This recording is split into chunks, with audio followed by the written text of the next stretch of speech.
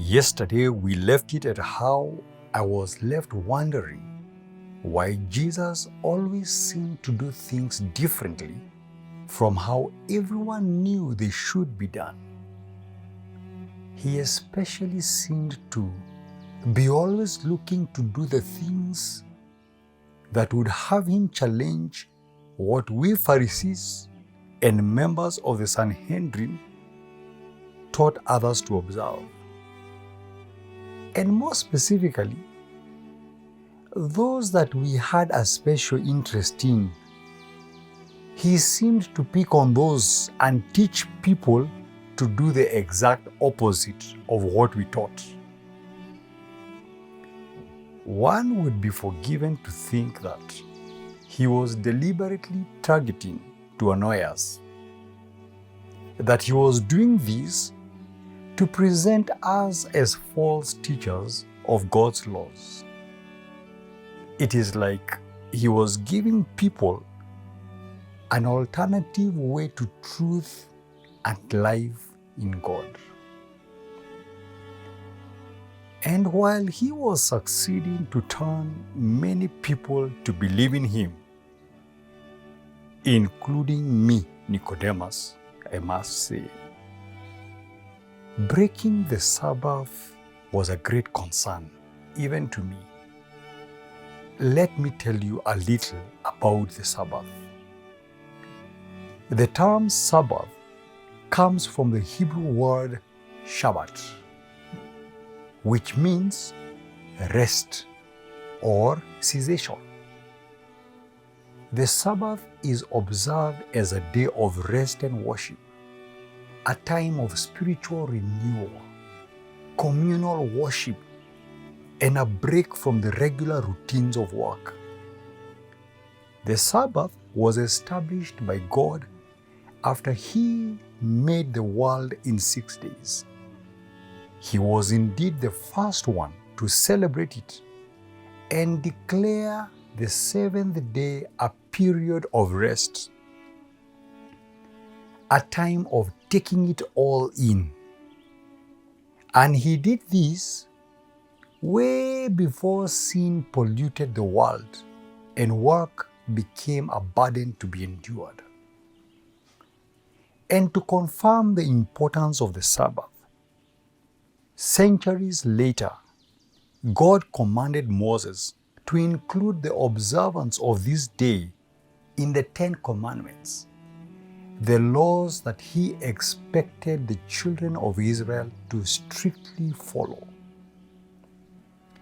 And to further show how important this day was to Him, unlike the other commandments, which were simply listed as directives to be followed, when it came to the Sabbath, Moses was given a detailed explanation of what was to be expected in the observance of this day.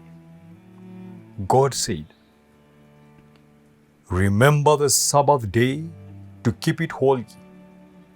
6 days you shall labor and do all your work. But on the seventh day is a Sabbath to the Lord your God.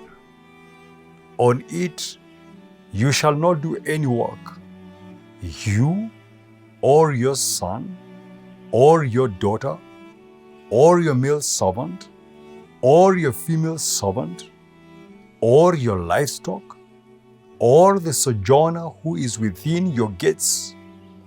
For in 6 days the Lord made heaven and earth, the sea, and all that is in them, and rested on the seventh day. Therefore, the Lord blessed the Sabbath and made it holy." Well, now you have it. It is because of these specific instructions, the instructions given in this commandment, that the Jewish leaders had a problem with Jesus working on the Sabbath. The instructions were so detailed and clear that if God had wanted to give exemptions as to when observance of the Sabbath could be broken, he would surely not have forgotten to give that exemption to Moses. Jesus working on the Sabbath and making another person to do likewise was totally unacceptable, even if it was for the good of the person. The Jewish leaders were so upset with Jesus that they began to persecute him. In his defense, Jesus said to them, "My Father is always at work to this very day, and I too am working." Ho, ho, ho! Oh my goodness! This answer made the Jewish leaders only angry, and they purposed to have him killed at whatever cost. What raised their anger so much was the fact that Jesus was not only breaking the Sabbath, but that he was even calling God his own Father, making himself equal with God.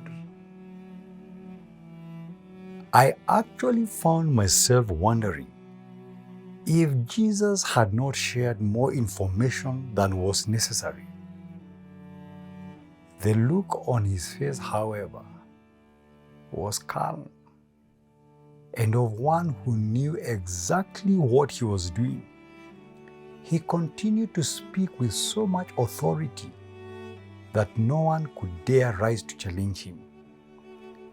The sneers and the anger on the faces of my fellow Pharisees only seemed to spur him to keep talking. And every word he spoke brought so much joy in my heart that I could listen to him all day long. Why don't you listen in tomorrow and hear what else Jesus said?